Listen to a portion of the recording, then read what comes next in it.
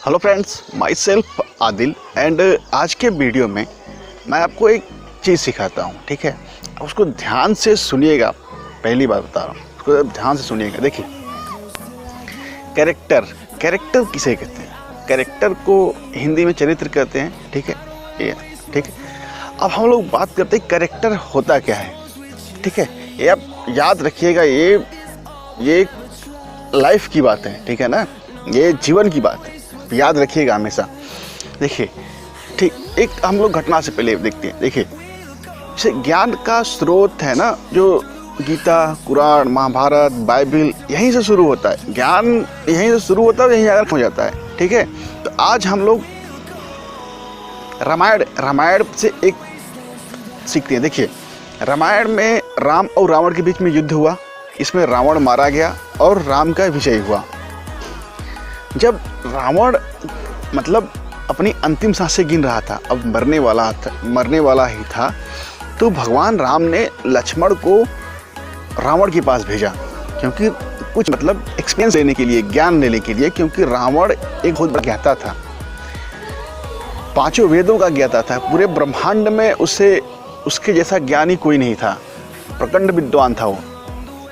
ठीक है, तो जब लक्ष्मण गए, रावण अपनी अंतिम सांसें गिन रहा था, लेटा हुआ था, तो लक्ष्मण थोड़ा गुस्सैल आदमी थे, तो वो गए तो रावण के सर पर खड़े हो गए। सर पे नहीं, मतलब सॉरी, सर में खड़े हो गए, सर तक। ठीक है, तो रावण कुछ नहीं बोला, चुपचाप था। तो भगवान राम ने इशारा किया कि अगर आपको किसी से ज्ञान लेना है ना, तब उसके सर पे चढ़ के नहीं ले सकते, है कि नहीं?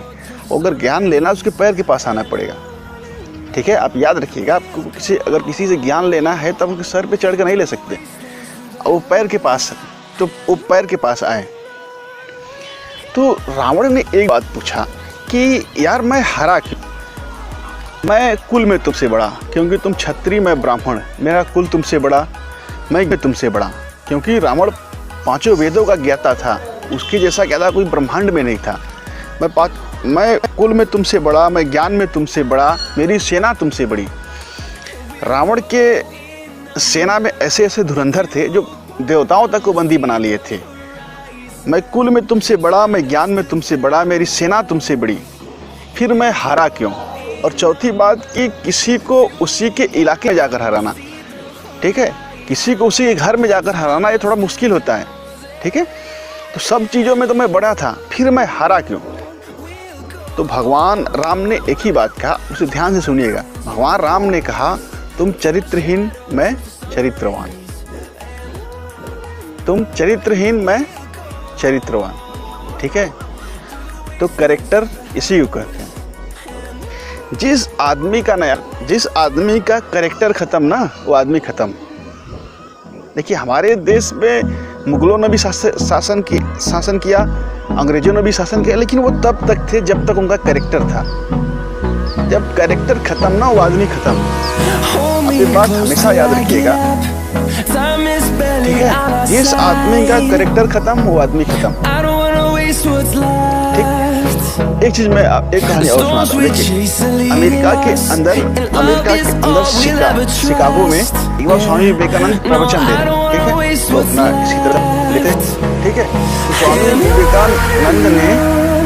स्वामी विवेकानंद जब मतलब प्रवचन देकर गए, ठीक है, प्रवचन देकर अपने कुटिया में गए, तो उनके पास एक लेडी आई। एक लेडी ने कहा कि मुझे आपसे एक बच्चा चाहिए, आपके से एक बच्चा चाहिए, आपके जैसा, आपके द्वारा।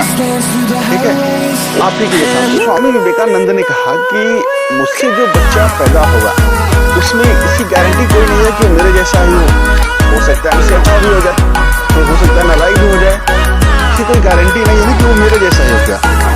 और आपको बच्चा मेरे जैसा ही चाहिए, तो एक काम करिए, आप मुझे ही अपना बच्चा बना दीजिए। ठीक है, लेडी वहाँ से उठी और तुरंत भाग गई। तो ये है मतलब कैरेक्टर का रोल हमारी जिंदगी में।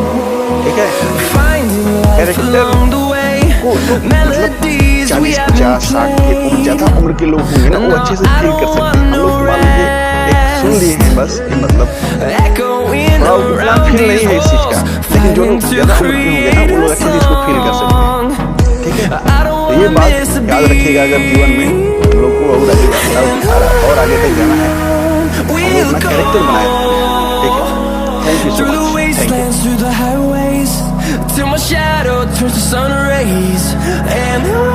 यू।